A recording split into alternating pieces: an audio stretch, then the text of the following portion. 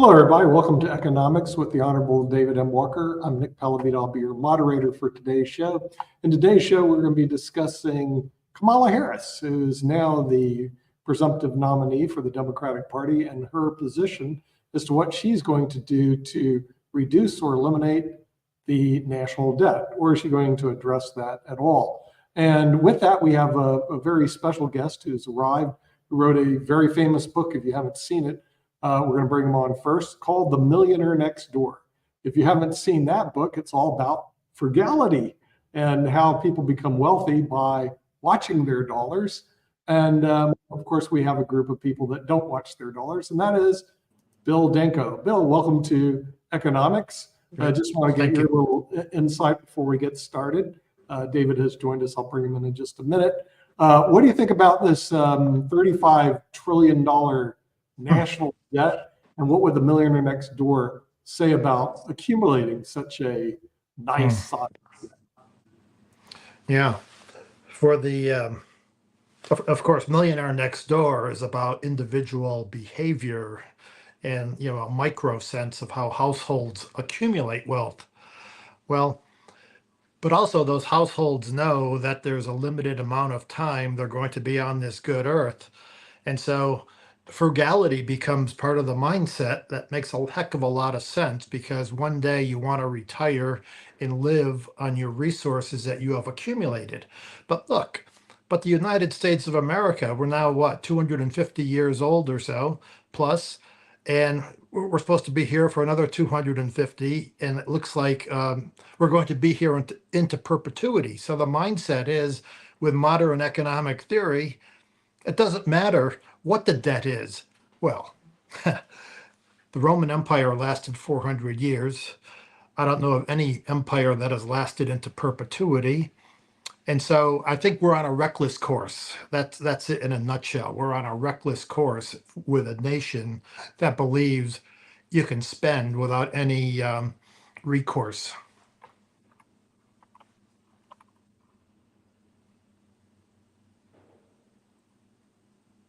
Is that enough? That's a good start. And with that, we're going to bring in the Honorable David M. Walker, the former Comptroller General of the United States, and see what Kamala Harris's stance is on the $35 trillion national debt. David, your thoughts? Bill, good to see you. Nick, good to see you. The truth is, nobody really knows yet. Kamala Harris does not have an economic plan on her website. She's supposed to release one this week, but we do know a few things. First, the $35 trillion is just the tip of the iceberg. By the time this administration ends, they will raise the debt about the same amount that Donald Trump did. Neither one of them have been fiscally responsible. But most of Donald Trump's debt rise had to do with COVID. And some of the Biden-Harris administrations has to do with COVID. But a lot of it has to do things that don't have anything to do with COVID. Federal spending is 40% above pre-COVID levels, and COVID is over. And the biggest thing I can say is that the 35 trillion is what people focus on, but the real number is more like 125 trillion, because in addition to the 35 trillion, you have significant unfunded civilian and military pensions and retiree health care, off the top of my head, about 14 trillion. And you have about 78 trillion in unfunded Social Security and Medicare obligations. And there's some other commitments and contingencies. You can get all these numbers from the financial statements of the U.S. government and various other official government documents, including the Social Security and Medicare trustees annual report.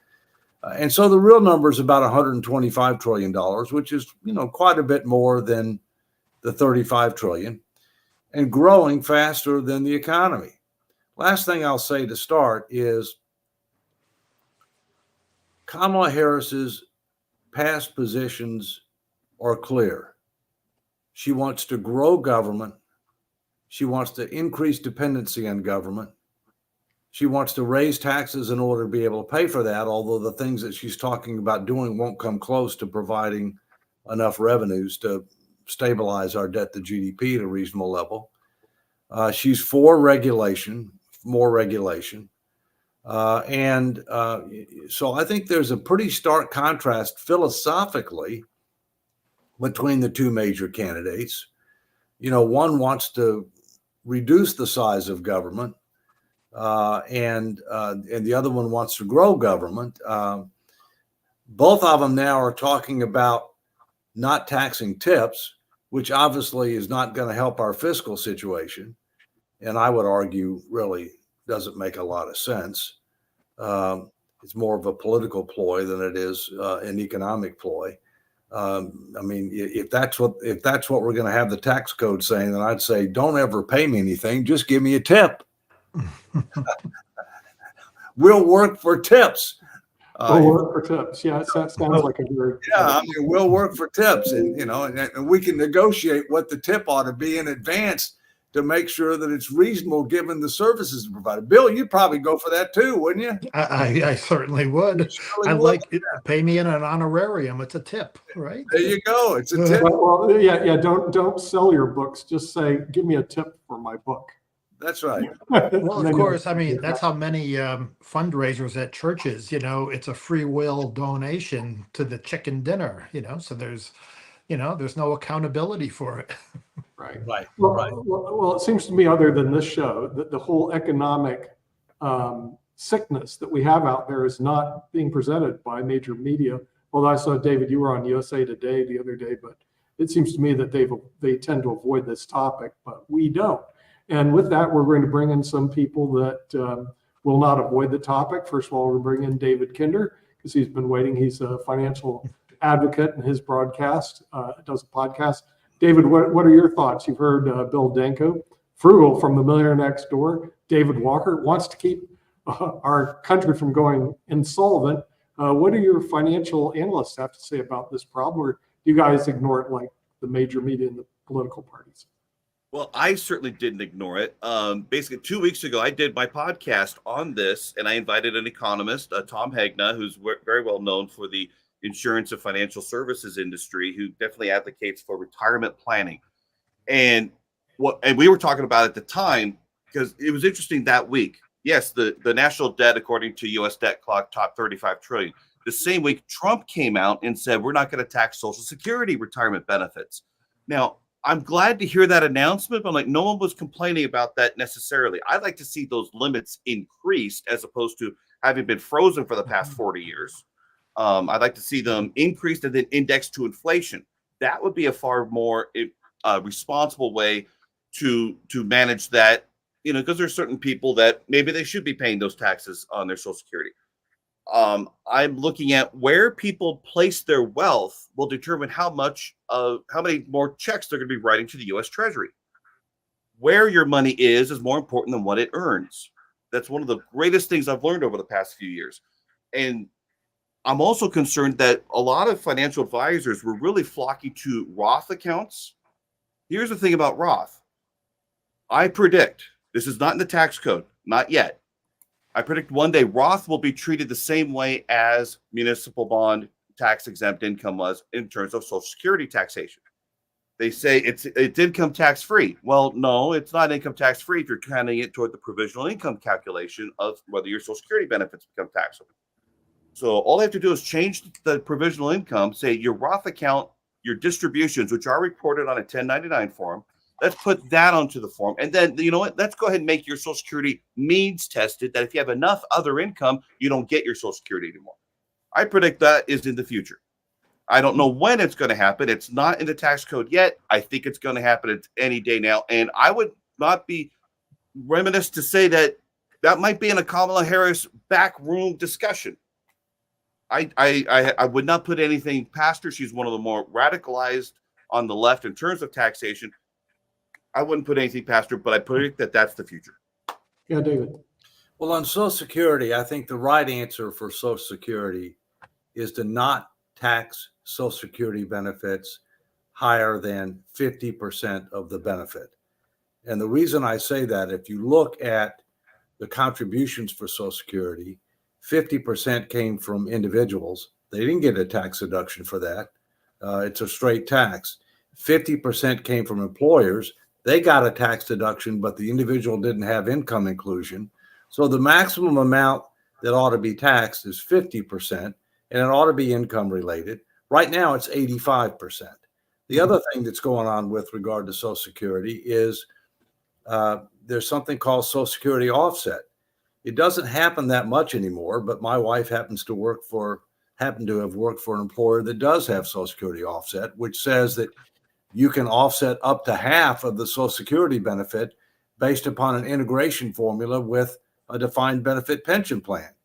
And, of course, defined benefit plans are not what they used to be. But that's another area I think you can look at. But look, government is very big on trying to be able to generate more money now and kick the can down the road. I mean, that's basically what a Roth is, right? But when you've dug a hole so deep that and demographics start catching up with you, something's got to change.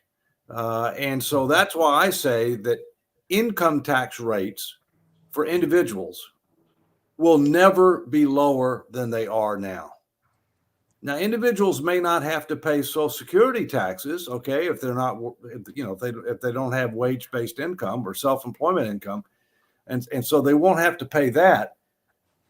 But simple math says that taxes have to go up, and therefore that means that we've been told all our life that we're going to pay a lower effective income tax rate in retirement than we did in working. I don't think that's true. I don't think that's true.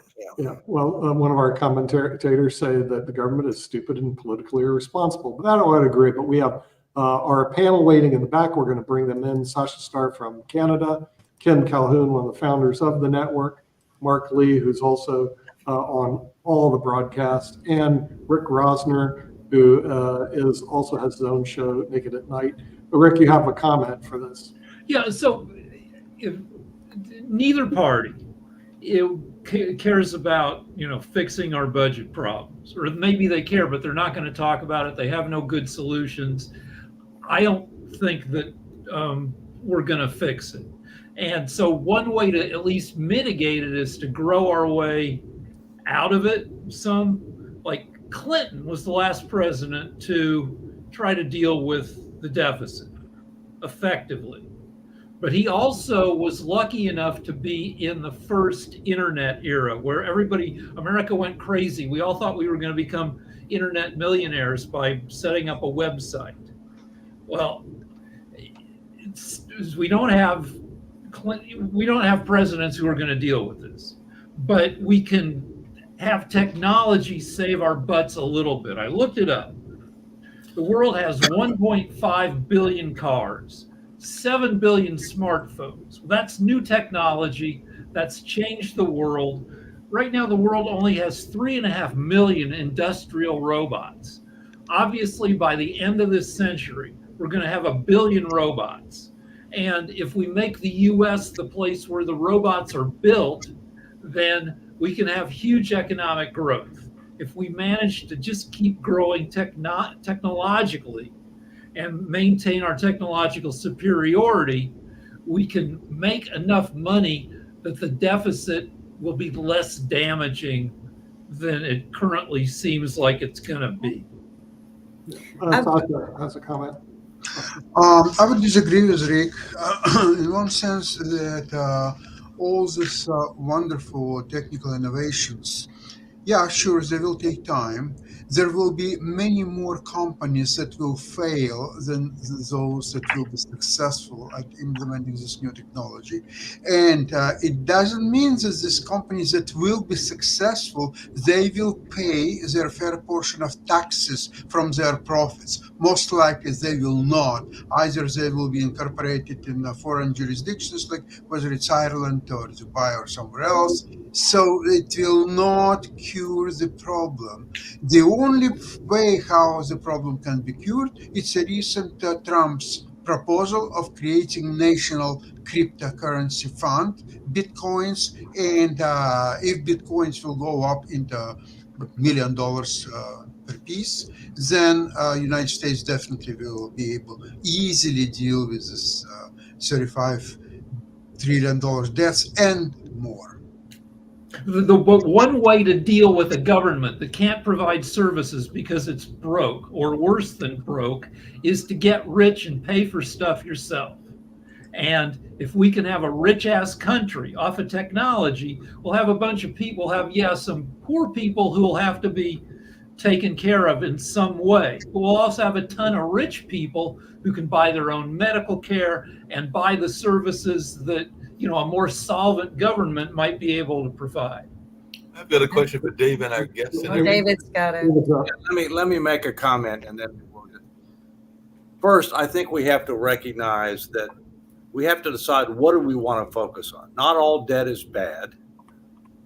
Sometimes debt can be used to win wars or to invest in things that end up generating a positive rate of return and benefit multiple generations.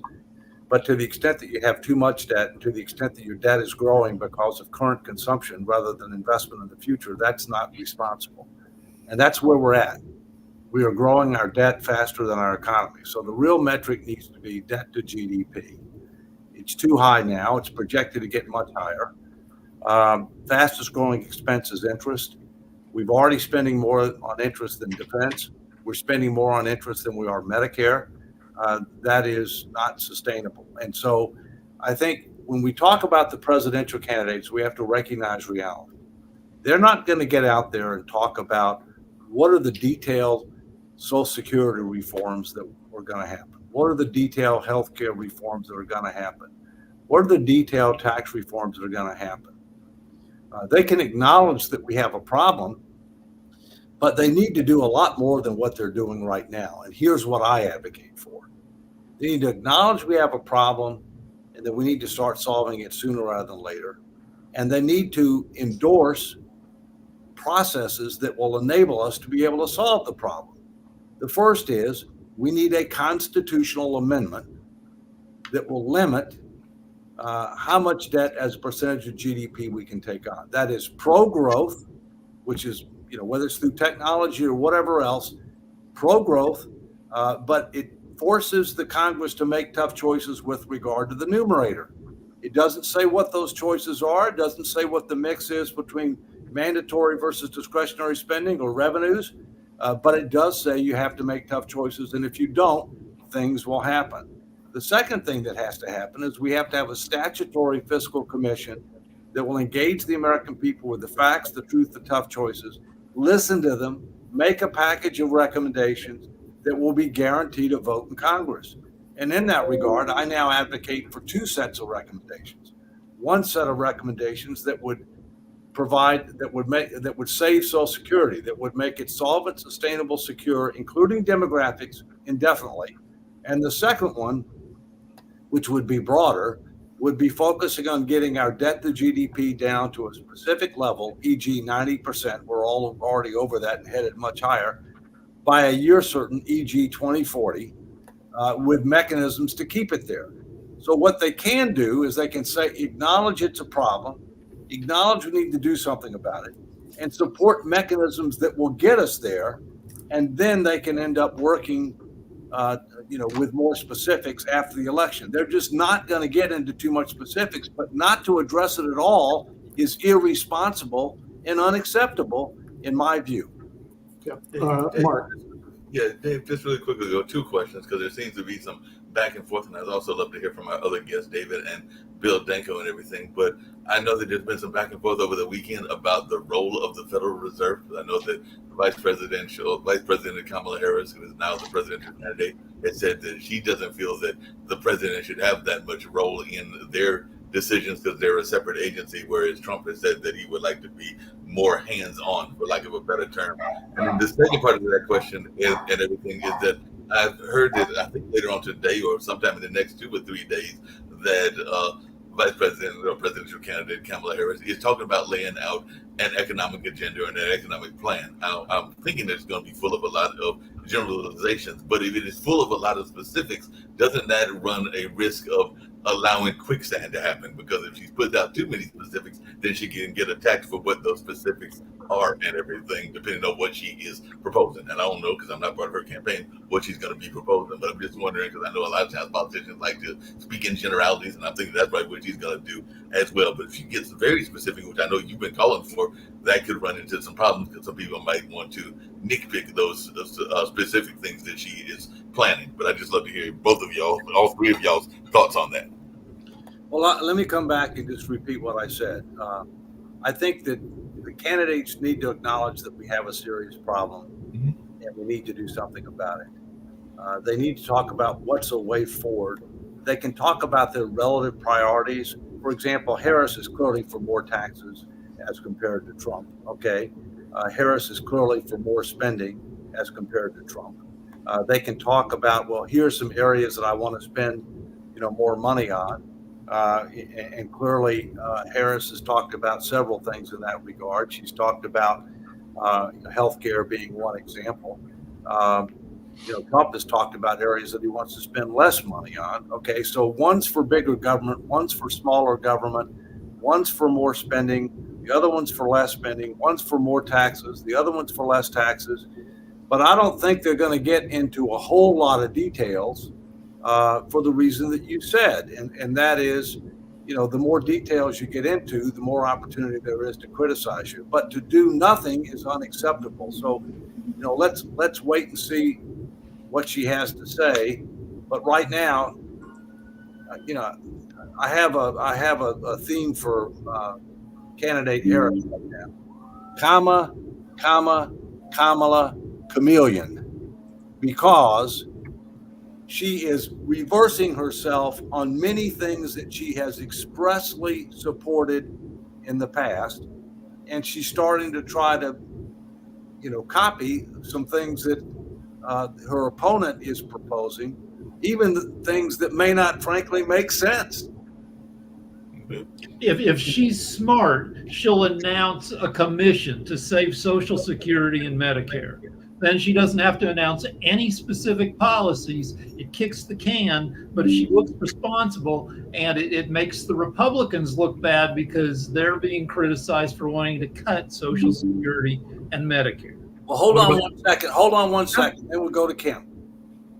Both candidates have said they don't want to touch Social Security. And Rick, you're making my point. We can talk about the process. What we need a commission to deal with Social Security, and we need to deal with our broader financial situation. That's a way to be able to say it's a problem. I'm going to do something about it. And then they can say, well, I don't want to go get ahead of myself. The whole idea is to get the commission to go out there and engage the people and come up with recommendations. I don't want to undercut their work. All right. So you're making my point. I mean, that's what they ought to do. They ought to focus on process, but they ought to acknowledge that they're going to do something about it. By the way, if you do nothing on Social Security, you get 21% across the board cuts for everybody in 2033.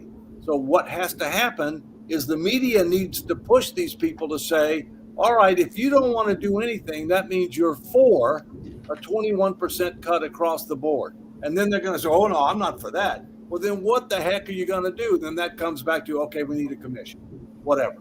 But right now they're trying to have their cake and eat it too, and that's not acceptable. I'm sorry, Kim. Well, I just want to point out for centuries, we've let men run this country into the ground. Men who don't know how to do a budget. Okay, they're clueless. They never had to and won't have to when they go home. They don't have to think about budgets for their home, their businesses. That's not their mental state of mind. Their mental state of mind is politics or whatever games that they need to play. Some of the things that I've been pointing out are, what goes on when they try to distract you over here with a bunch of clown acts. Well, you got Congress making laws to protect their assets with the PPP loans, which should have never been issued in the way that they were to begin with. That created trillions of dollars worth of additional debt that never got paid back. I believe that if you want to cut back on the spending, you also stop giving tax cuts to the wealthy. Trump gave over 40% tax cuts to the wealthy, according to David Kay. So, I mean, and I trust what David tells me, but those things don't help us. And, then you go and you go, oh, we're going to tax them to make it look like you're hurting them. You're not, because it doesn't touch them with the tax cuts they get. Do real live taxing, flat rate, make it very minimal. You don't have to have it real high if it's flat rate across the board. Don't really tax people on Social Security or people who need the money that they're getting. But if you do a flat rate, then you're not doing all of this crazy math and taking money away from the country that we really need. You can then take and spend it on the things you need. You don't need all the agents processing it and bullying people. You can use them to process and unfortunately bully the people who are here undocumented that need to be processed. So there are many ways that we can really adjust things. But I think until you get control of how you're taxing people, what the tax cuts are, which I think if you eliminate that completely, then you have eliminated the debt that is accruing daily. And I think that Powell, if he has the power to say we're going to lower the mortgage interest rate whenever I want to, then he should have done it a long time ago and to help the people who really need it today. All right, David. Well, let's touch base on several things here. One, the Federal Reserve has been mentioned. Okay. Let's talk about how we got where we are and what the role of the Fed is. We got excessive inflation because we spent too much. And we had a supply chain problem, but excessive spending created a supply and demand imbalance. The Federal Reserve kept interest rates too low for too long. They bought a vast majority of the trillions of dollars in new debt that was issued both during Trump and during Biden. The Congress and the president followed the modern monetary theory during 2021 and 2022 by saying that debt doesn't matter as long as you can borrow in your own reserve currency unless and until you have excess inflation. It caused excess inflation. All right. The Fed had to end up increasing interest rates to try to get inflation under control. We brought inflation down from the peak of 9.1% to 3.4% roughly. But prices are up dramatically since the beginning of the administration, 20% minimum, and much more for food, gas, energy, and housing and insurance. And that's what people are feeling, okay?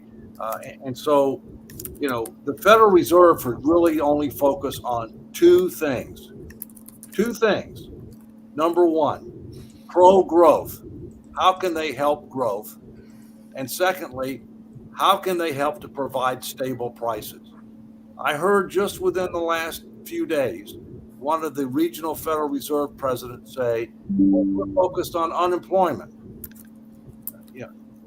The Congress made a mistake back several decades ago by adding a third charter dealing with unemployment. That's not the Fed's job. The Fed is to promote economic growth and to provide stable prices. Irresponsible fiscal policy makes that very difficult, but the Fed cannot deal with employment beyond promoting economic growth because employment has more to do with education, immigration, technology, and other things that the Fed has absolutely nothing to do with. So the president should not be telling the Fed what to do, but the president and Congress should work together to revise the Fed's mission, okay, to focus on pro-economic growth and stable prices over time. The other thing is that the Fed also charter has to be revised to provide extreme limits on their ability to self-deal in our own debt. They basically ended up buying trillions of dollars of debt without having to go to the market. They shouldn't be able to do that. That's self-dealing. We shouldn't be doing that. That's short-term gain, long-term pain. And that's the whole path that we're on right now. We're on short-term gain, long-term pain. Debt going up, savings going down. Bill, you know this. That's the opposite of what you need for a better future. Yep. We'll bring in the millionaire next door and see what he has to say about this increasing debt problem. Yeah, no, David, I think you're right on target. We're on a path of no return here. Maybe these are the end times. I don't want to be draconian, but what culture has survived on this path in the past? When you look at the demise of, like Victor Davis Hanson's historical perspectives about the rise and falls of cultures, economics plays a very large part of it. And so why are we going to be any different? I mean, I hate to say that these are the end times, but what are we going to do to reverse it? There's too much inertia in the system right now. Can it be reversed? Well, Bill, let me just come back on that real quick. As you know, my latest book is America in 2040, Still a Superpower ? Mm-hmm. And it makes the point that you're talking on is that if you look at history, the number one factor to become a superpower is economic power. Yes. That is the leading indicator. And the leading indicator to lose superpower status is economic decline. Mm-hmm. And if you can't put your finances in order, you will have economic decline, which will have a serious adverse effect. And let me remind you of what happened to the Roman Empire, which lasted 1,000 years, only half of it as a republic and the last half as an autocracy. It fell for several reasons. See if these sound familiar. Fiscal irresponsibility, political instability, moral decline, overextended military, and inability to control its borders. Do those sound familiar? Yeah, indeed they do. We need to learn from history. We need to learn from others, and we need to wake up, change course if we want our future to be better than our past. It's not too late, but we're late in the ball game. Okay. We'll bring in Rick Rosner, see if the High IQ Society can Well, all right. find our So way out of this. we don't necessarily have to completely disappear like the Roman Empire, but we could easily go from being the greatest nation to being a great-ish nation. You look at Italy, you look at England, you look at Spain and Greece and all these countries that at one time ruled the world. Now they don't, and they're all pretty nice countries. Italy's great, but they're not important countries so much anymore. And it would be a shame if the U.S. fell to even, second tier status. Yeah, but it looks like we're moving that direction. Let's go to the Financial Advocate podcast, David Kinder, see what you have to say out on the streets. What do people have to say about this issue when you bring that up to your clients? Here's the thing. People are very much concerned, and they want to know, what are we going to do to fix this thing? And I've got a really good friend, and he's in Dubai. The neat thing about Dubai is they have their own national product, and they have absolutely zero taxes at all at any level whatsoever. Now, can we as a country get enough of the right kinds of people? And when I had Tom Hegna on, he said we need better statesmen in Congress that have a greater impact and greater ideas. We need kind of an Elon Musk type of a person who could bring in this higher level of thinking that can help bring about some new imagination to our fiscal problems.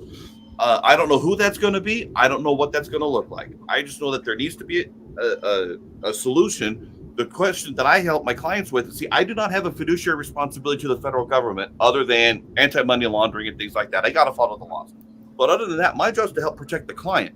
How can I protect the client from losing their life savings, life's work, and everything that they can because of other people, and that they're not held to a fiduciary responsibility of how they propose their spending? How can I be? I've got to be better than the government is. I have to advise better than the government is doing in how they're spending. I've got to do better for the client, and so that's my whole goal. You see, my tagline is the tax exempt wealth guide. Let me show people how to retire without even having to file a tax return, using the tax code and the IRS's own rules. That's what I love to talk about. Yeah, I had a quick question for David, the financial planning guy and everything, because I've seen a number, I'm here in Durham, North Carolina, I've seen a number of restaurants that are running into problems, and it's kind of based on what Rick was talking about, because a lot of people have gone to remote work, so they are not having as many people that are coming down to their restaurants and everything, so they are facing a severe problem because they're not having the clientele come in there. And with gentrification, there's also been a lot of growth, and then there becomes a whole traffic issue and that whole thing that can also hinder business as well. So as a financial planner and one that probably plans even for some businesses, I was wondering your advice to folks that are in that crisis, because I did see one of the gentlemen wrote that it's like 80% of American businesses are having cash flow projects, and some of the cash flow problems, and some of those are beyond their control. So I was just wondering your take on that. Well, I have personal experience with that because my father ran during 2020, and actually up through it was the first job I was fired from at the age of 13. But he ran the Orange County Courthouse cafeteria in Santa Ana, California. Right. And here's the thing: when the courthouses began to reopen again, everything shut down and everything was closed for like 6 weeks or whatever. When everything reopened, here's the thing: it used to be everybody shows up for jury duty like at 7:30 in the morning in the courthouse, and you got like 600 people waiting in that room. Well, they started staggering the people showing up. So you'd have 200 people, and then they have them at different times, which actually declined the foot traffic because people would eat on the way. And so that business really took a hit. Now, unfortunately, most other businesses, what they were able to do is they created their apps. They got into the food delivery services. I can't think of them all right now, but Uber Eats and things like that. Ain't nobody going to order no cafeteria food from the courthouse cafeteria to have it delivered to you. I'm sorry, that is not a palatable message. Right. So my dad tried what he could to try to bring up business. After about another 6 weeks or so, he said, "That's it, we're done." So he retired a year and a half before he planned to. He was 68 years old. He wanted to retire when he was 70 to maximize his Social Security. Restaurants and such, especially restaurants, we have to think outside of the traditional box. You've got to embrace those food delivery services. You got to have a great idea to bring that out. And one of my favorite shows is, Restaurant Impossible, Kitchen Nightmares, and things like that. You've got to get into a higher level of thinking and creativity. You can't keep doing things the way you were doing in the past. So whatever that looks like, and every business needs to do that. Every business has to fight for relevancy, because everything changes all the time. And if you're not fighting for relevancy, everybody else is. And if you're not, your days may be numbered.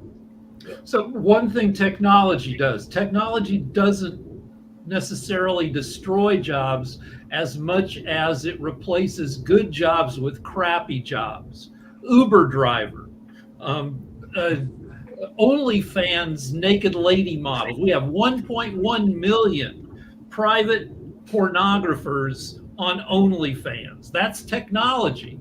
So it's a tough thing. The Uber driver is not a good job when you do the math, when you figure out the cost of gas and maintenance. Restaurants, when they have to depend on food delivery people, it changes their business, and not necessarily in a good way. Yeah. A couple things real quick. One, the government is having a very difficult time getting people to come back to work downtown. So it reinforces the fact that a lot of restaurants and shops and everything else are having difficulty. Secondly, I ran GAO, as you know, for 10 years, and GAO had its own cafeteria, and that cafeteria closed as a result of COVID, and has not come back, since COVID, if you will. So these are real world issues that people are having to deal with, and downtown Class A building space is never going to be what it was before. You're having all these conversions of Class A business, office space into condos or apartments or whatever else because, we're not going to go back to the pre-COVID situation with regard to work. I mean, you're going to have a lot more people. They're going to be, working some in their offices, but working remotely to a great extent. My personal view is that people ought to be able to have to work in person 3 days a week. Let them work at home a couple of days a week, but you lose a lot when you're not physically in front of somebody. And with all due respect to Zoom and StreamYard or whatever else, this is great when you're talking about people all over the country, all over the world. But when you're talking about people that are in the same geographic area, there's a lot that's lost when you're not there in person, with regard to the emotional intelligence and meaningful interaction, et cetera. Yeah. Well, we're going to go to Canada with Sasha Starr from Canada. Hi, I would like to question all of you about how relevant is this U.S. debt of $35 trillion to the election issue.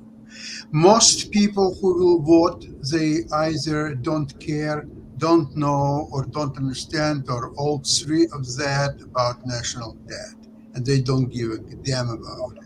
Now, those people who do understand, and those tiny minorities, let's think about something. Let's see one of the party which will win election, they will be able to decrease national debt from 35 trillion to 30 trillion.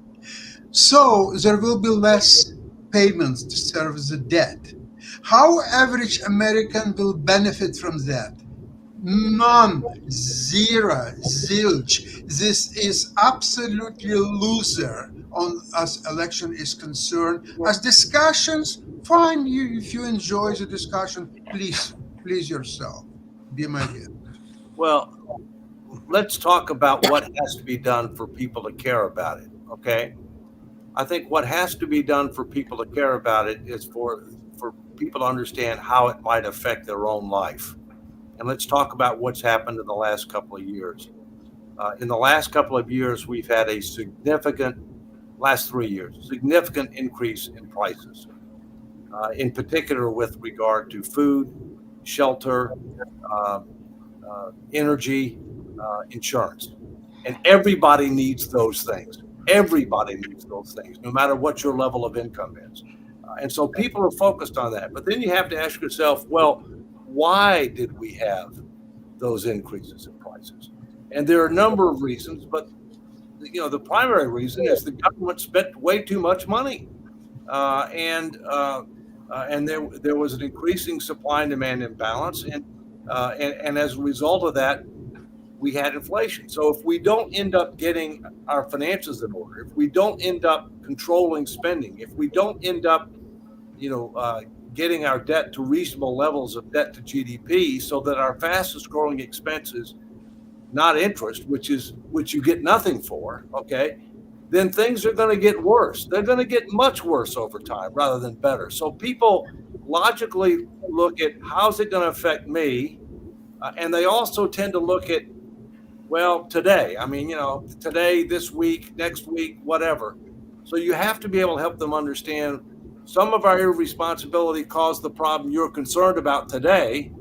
And if we don't end up taking steps to be able to deal with the underlying problem, it's going to get much worse in the future.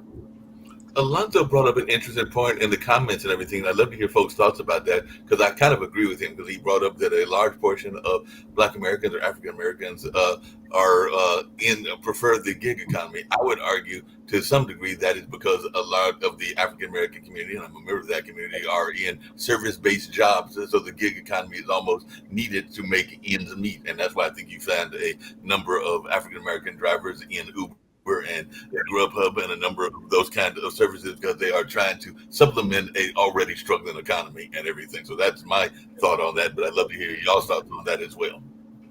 Well, that makes sense. If you've, Black people, unfortunately, historically have faced crappier job opportunities on average. So, when you're used to crappy jobs, the new tech-based crappy jobs look better in comparison. To answer the question about the Federal Reserve, which is in the chat, the president should not have a role with regard to the ongoing activities of the Federal Reserve as it relates to setting interest rates, for example. However, the Congress and the president need to work together to reform the Federal Reserve, to be able to get it to focus on economic growth and stable prices, to get them out of the unemployment business. They can't do much about that. They can't help promote economic growth. They must take steps to promote stable prices, but get them out of something that they can't really do much about, and limit their ability to engage in self-dealing in our own debt. David, can you talk for a second about fashions in economic theory? It seems like under Reagan, everybody believed in trickle down. And under, the first part of this century, everybody started believing that, monopolies aren't necessarily bad. Like, can you get people out of bad fashions in economic thinking? Well, I personally think that competition is good, and competition is one of the things that's made America great. And then, that's why you have antitrust laws. But, that's a facts and circumstances to whether or not a particular company has dominated a market to such an extent that it's anti-competitive, if you will. That's facts and circumstances. I think, I think one of the real things that we have to think about is what are the founding principles of the country? And I would respectfully suggest that there are a number. For example, limited but effective federal government, individual liberty and opportunity, personal responsibility and accountability, rule of law and equal justice under the law, fiscal responsibility, intergenerational equity, and stewardship. Those are founding principles that made us great and that are timeless in nature. And then let's compare that to social state principles. Grow government, increase dependency on government, take control of healthcare, take control of education, don't worry about deficits and debt. That's how stark our choices are. That's how stark our choices are. And my view is that the real battle for America's future is not as much about Democrat versus Republican. For the record, I'm an independent. And by the way, now about half of the American voting population are independents for good reason. I think the real battle for America's future is philosophical. Who are we? What do we want to be today and in the future? Hey, David, speaking of philosophical, there's something else that's going on that I've been noticing. I noticed it somewhat with the Olympics, but I've noticed it in general because, as you know, I'm in the event and entertainment space, not just here on Pod TV, but in my other jobs as well as being in the education space. And I'm seeing a lot of people that don't, because even Sasha talks about it in his investment show, don't necessarily understand that whole notion of doing investments that are fun investments and all along those lines, because you're seeing a lot of people that are going to concerts that probably can't afford the concerts, that are going to plays that probably can't afford the plays, and doing things along those lines, probably even going to sporting games that they can't necessarily afford. Because every time that I look at the stands, including some of these major concerts, they are full to the max, and there are a lot of Gen Zs and others that are spending that money. So I just wondered your take on that, because I'm thinking there's some people that are probably being fiscally irresponsible, if we're being perfectly honest, and everything, when they are spending money that they don't have and everything, but they want to enjoy the freedom of being out in the world now that COVID has been lifted and everything. Two things. One, too much of our current economic growth is based upon debt-financed government spending and debt-financed private consumption. That's a fact. That is not sustainable. And secondly, I know Kim's evidently not still on, but for the record, I just want her to know that I know what a budget is. And for many years, I had a budget and I complied with the budget, in particular in the years that I was in government. Because the first time I went into government, I took a 75% pay cut to go into government. And the second time I went into government, I took an 85% pay cut to go into the government. And even though I've given over 20 years of my life to the government, I've spent more time in the private sector than the public, I don't get a single dime of pension or retiree health care from the federal government. So for the record, I'm part of the solution, not part of the problem. So, by the way, David, and even though I don't need a budget now, I do short-term and long-term planning, including tax considerations, including, what I want to happen with anything I have left over. How much of it is, for charity, how much of it is for family, etc. Right. so regardless of who gets elected, can you get into the White House? Can you get meetings there to make the case for what you're saying? It's right behind me. All I got. I see that, but can you get over the fence? All I got. Oh, I've been there. Look, yes, I've been to the White House. Look, what I'm trying to do, quite candidly, is I'm trying to get the candidates to focus on some of the things that we talked about earlier. We got a problem. It's growing. We need to do something about it.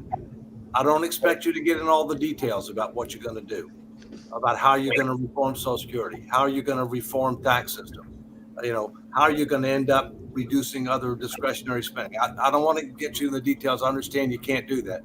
But you have to first publicly acknowledge there's a problem, and you have to support mechanisms that will get us to where we need to be.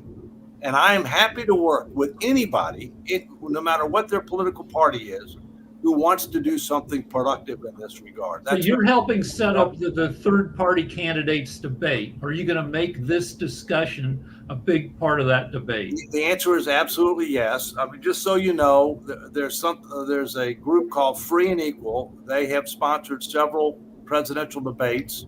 The major candidates haven't accepted, but the Libertarian Party, the Green Party, the Constitution Party, etc. We're trying to get RFK Jr. to agree to participate. It's going to be on September 18th in Los Angeles. Exact location to be determined. I'm going to be a co-moderator. We've already started talking about the questions, and I can assure you there will be questions on the issues that we're talking about. Oh, by the way, and there will be follow-up if necessary because somebody didn't answer the question. David, this is Steve Lau. Just a quick insight. Thank you so much, as always, for this insight. I mean, what is it going to take to change the narrative? I mean, it seems like most Americans today just assume that everything is usual, right? We can print our way out of this problem. One thing Fareed Zakaria mentioned yesterday, which I thought was interesting, is that the Harris campaign is getting a lot of momentum, but unlike Hillary Clinton's campaign, there's not a lot of specifics. It's really an emotional campaign, one that seems to be working. But sooner or later, she's going to have to get down to specifics about the economy and things like that. Depending on how much of a bump she gets. Do you hope that the presidential candidates will get down to some specifics on the economy, on foreign policy, on things like that? And how much of a detriment do you think that is to the vice president as we get down to the final win? Because I know the media is anointing her that she's already won, but I think there's a lot of time left between now and November. Well, first, I think that she clearly has gotten off to a very fast start. And I think the two reasons that she's gotten off to a fast start, well, three reasons. Number one, people are relieved it's not Biden. All right? They're relieved it's not Biden. Number two, a lot of people hate Trump. Forget about policies. They just hate Trump, right? So Biden's gone. Trump's still there. And some people say, well, she could be our first female president, and she's multicultural, diverse background, if you will, but she hasn't had to talk about policy specifics yet. And so I don't think you're really going to know how Kamala Harris is going to fare until after the debates, because so far she's just talked about generalities.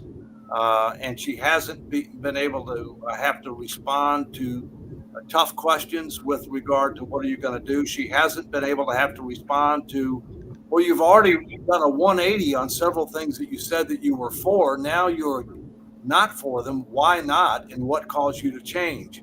She hasn't had to defend herself with regard to the situation on the border. And so I think that she's in a honeymoon period that will last at least through up until the first debate. And I hope we have more than one, because the American people deserve more than one debate. And the VPs need to debate too, although they're not going to determine who's going to win this. Keep in mind, the only thing that matters is the Electoral College. The popular vote doesn't matter. And right now, Trump still has a lead on the Electoral College, although it's not what it was when Biden was the candidate. It's clearly a very competitive race. My personal view, and this is not necessarily my preference, I'm just going to tell you my personal view. My personal view is if the election is ultimately decided based upon the difference in policies, Trump will win. If, on the other hand, the election is decided based upon the differences in personalities, Trump may lose. Yeah. Great analysis. You got to join the team on CNN, David. Better than what we got out there now.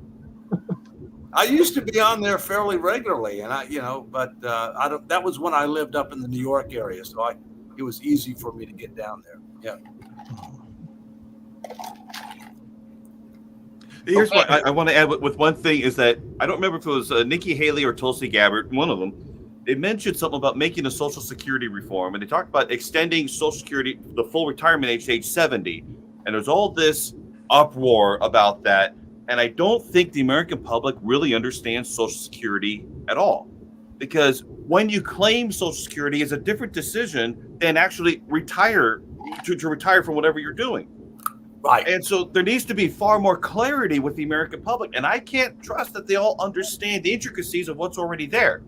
You can make all these broad-based things, but if they don't understand them and don't understand how the program currently works and what the real choices are, I'm not sure they're going to understand any type of reform that could be proposed and understand what is really being discussed.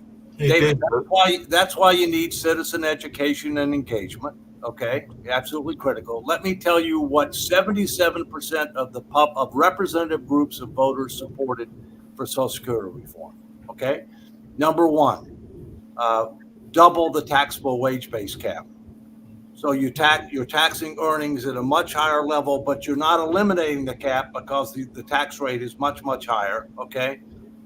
Secondly, increase the replacement ratio of the benefit for people near the poverty level, reduce it for upper middle income and upper income, but don't turn it into a welfare program. In other words, don't fully means test it, if you will. All right. So make it more of an anti-poverty program, if you will, but not fully. Thirdly, gradually increase the normal retirement age, but not the early retirement age, another couple of years over a couple of decades. All right. Fourthly, look at the cost of living index to make it more reflective of cost of living for seniors rather than the total population, because it's very different. Okay. And fifthly, add a supplemental individual account savings on top of a solvent, sustainable, secure, defined benefit system for people who don't otherwise have an employer-sponsored program. So those are the kinds of things that people supported in a way that would make it solvent, sustainable, secure, indefinitely. Base defined benefit, supplemental savings if you don't otherwise have a vehicle that you can use. And you're right, most people don't understand how it works, and most people don't think about how our economy has changed. We're not in the industrial age anymore. Most people today are working in jobs that are really more intellectually oriented than they are manual labor. David, We're looking forward to the debate on, I guess it's September 18th, David, when they're actually going to show that there's more than just two parties in the United States, because the two-party system looks like it has failed us big time. But with that, we're out of time. Speaking of time, I want to thank our panelists in the United States from around the world, also the Honorable David M. Walker, former Comptroller General of the United States, and Bill Denko, the author of The Millionaire Next Door. And we'll see you next time on Economics with the Honorable David M. Walker. Take care. Bye-bye. Take care.